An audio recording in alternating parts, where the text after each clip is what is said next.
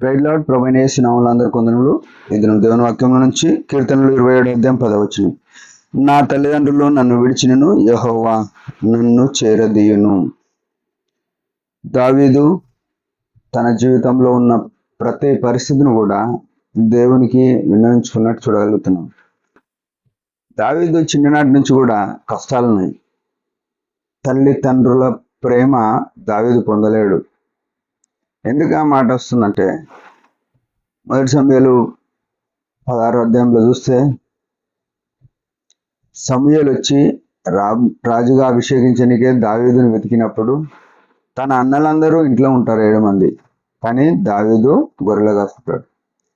అంటే 7 మంది పెద్దోళ్ళు ఉండగా 8వ వాడు చిన్నవాడు మందను కాసుకుంటున్నాడు, గొర్రెలు కాస్తున్నాడు, ఒంటరిగా ఉన్నాడు. ఎందుకంటే తన జీవితంలో గొలియాతుతో యుద్ధం చేసిన సమయంలో చెప్పిన మాట ఏముంటుంది?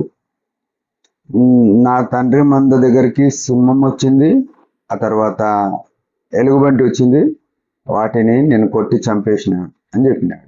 దావీదే చెప్పుకున్నాడు. తన అన్నలో లేకుంటే ఇంకా పనుల్లో ఉంటే మేమందరం కొట్టినామని అంటుండే, కానీ ఒంటరిగానే ఉన్నాడు. ఈ మాట ఏం చూపిస్తుందంటే, పెద్దోళ్ళను పని చేపిస్తారు ఇంట్లో, చిన్నోళ్ళను తల్లి చాటు కానీ తండ్రి చాటు కానీ వాళ్ళ మీద ఎక్కువ గారాబం చేస్తారు. కానీ దావీదు జీవితంలో దానికి ప్రతికూలమైన పరిస్థితులు ఉన్నాయి. తల్లి తండ్రులు ఆయన మీద ప్రేమ చూపించకుండా పెద్దోళ్ళ ఇంట్లో పెట్టుకుని చిన్నోని మందం తోలిచ్చినారు. అంటే దావీదు ఈ విషయం ఎరిగి మాట మాట్లాడుతాడు. తల్లిదండ్రులు నన్ను విడిచినను, యెహోవా నన్ను చేరదీయును. ప్రియమైన వారలారా, రక్షింపబడిన మనము ఎవరన్నా మనకు ఆధారంగా ఉంటారేమో, ఎవరన్నా సాయం చేస్తారేమో, ఎవరన్నా నా మాట వింటారేమో, ఎవరన్నా నా సమస్య చెప్తే వింటారేమో అని అనుకుంటాం. నాకు సపోర్ట్గా మాట్లాడతారేమో అని ఆశపడతాం. కానీ తల్లిదండ్రుల కంటే ఇంకెవరు సహాయపడరు, నిజ స్నేహితులు ఎవరు ఉండరు. సమయం వచ్చినప్పుడు డబ్బును బట్టి లేకుంటే నీ ద్వారా అవతలకి ఏమైనా లాభం ఉంటే ఎవరైనా స్నేహం చేస్తారు.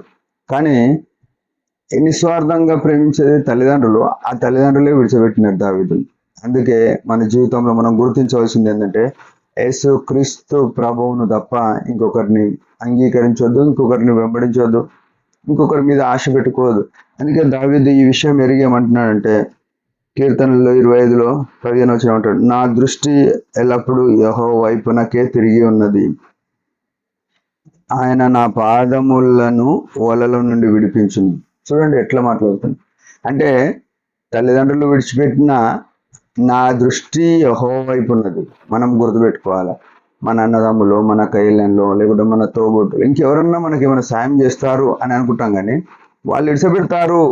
కానీ నా దృష్టి యెహోవా వైపుకే తిరిగి ఉంది. ఎందుకంటే నా పాదాలు ఓలలో పడ్డా వాటి నుంచి విడిపిస్తాడు.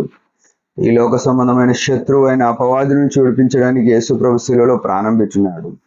మన చుట్టూ ఉన్నవారు, మన తల్లిదండ్రులు, మన బంధువులు మనకు ప్రేమించకుండా ఆయన ప్రేమ మారని ప్రేమ, ఆయన కనికరము మారకుండా మన మీద ఏకరీతిగా కనికరం చూపిస్తున్న దేవుడు. అందుకై యేసు ప్రభువును విశ్వసించి ఆయన చెప్పిన మార్గములో లేకుంటే ఆయన చిత్తములో మనం నడుస్తున్నామా, నడవడానికి ఎల్లప్పుడూ కూడా సంసిద్ధంగా ఉండాలి.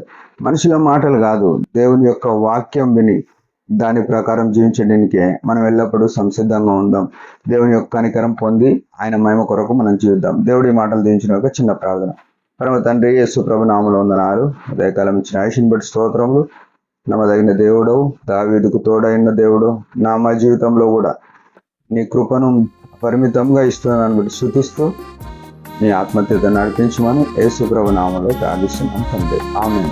మీరందరి పరిచయం గురించి భారంగా ప్రార్థించండి. Praise the lord.